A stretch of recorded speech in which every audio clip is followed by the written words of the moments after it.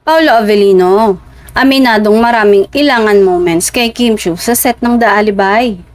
Kahit pang-apat na proyekto na ni na Paolo at Kim, inamin ng aktor na hindi pa rin nawawala ang mga ilangan moments nila sa set ng The Alibay.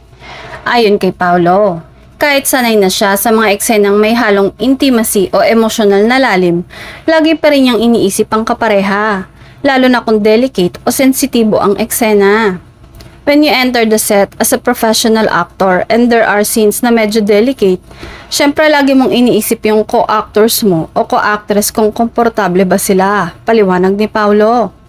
Nilinaw din ni Paolo na hindi lang si Kim ang tinatrato niyang ganon, kundi maging ang co-star niyang si Sofia Andres na gumaganap bilang asawa niya sa serye.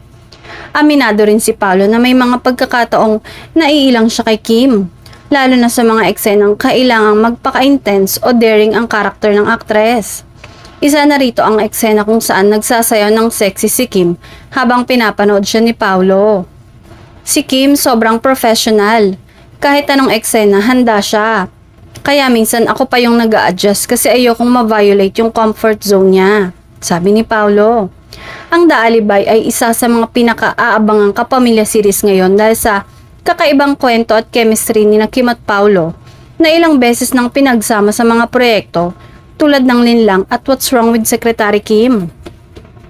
Ngayon, mas mature at mas daring na ang kanilang mga karakter, kaya hindi maiwasang mapansin ng mga netizen ang tensyon at kilig sa bawat eksena nila.